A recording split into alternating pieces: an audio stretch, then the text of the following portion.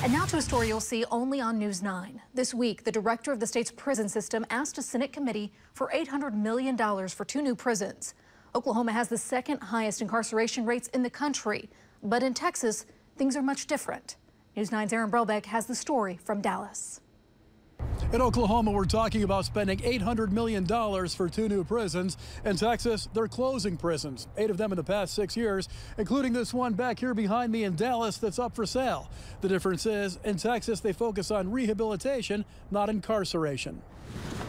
Doug Smith of Austin had it all planned out. I got my master's in social work in the year 2000, and because I wanted to change the world. But life had other plans. Battling depression and other psychological issues, Smith turned to prescription drugs, alcohol, and crack. I had lost my marriage, I'd lost my job, and I had committed a robbery out of desperation for more drugs. He committed 3 more robberies before he got caught and found himself facing 15 years in prison. But under Texas law, he opted instead to go into treatment, an option Texas offers nonviolent offenders under a 2007 criminal justice reform package.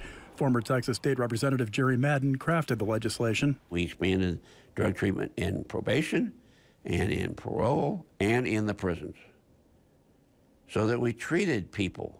The solution, Madden says, is taking the money that you would have put into building new prisons and instead invested in treating addiction and mental illness. This is what's called justice reinvestment.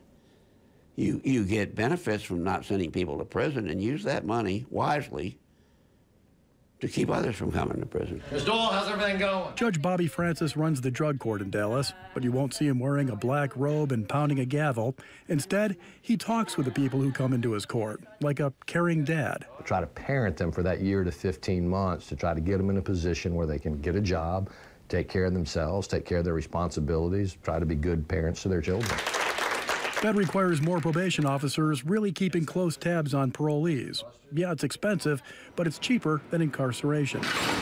Don't build new prisons. They cost too much. You got to do one of 2 things. As I said, you either got to let them out, or you got to figure out a way to keep them from coming in. Smith says it works. These days, instead of serving time, Smith is serving his community.